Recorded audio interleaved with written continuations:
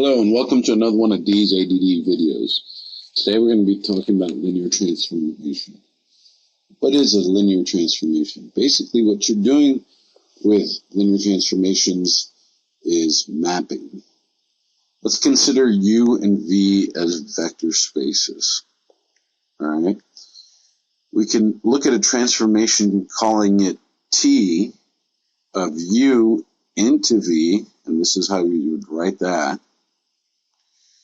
It's going to be a rule or a function that really assigns each vector U in vector space big U that we're talking about up here to a vector V, that was weird, to a vector V in vector space V. All right? I did forget the word 2 right there. And when you do such transformations, you end up with something that looks like this. So if we were to look at vector space U over here, and that's going to be our domain, and we have these vectors U1 and U2 in U. Well, they can be transformed into V, vectors V, through some function or rule to give you that right there. Same thing here with U2. Alright? Same thing with the sum of their vectors.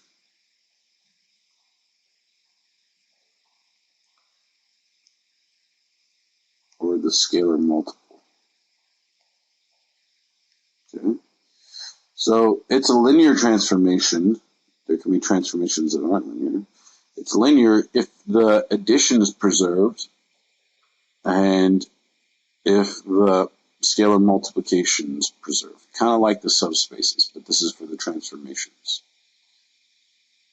Okay, so if we look at the transformation of U1 plus U2, it should equal the individual transformations added together. Same thing with the scalar multiplications. Okay, and they should be what? In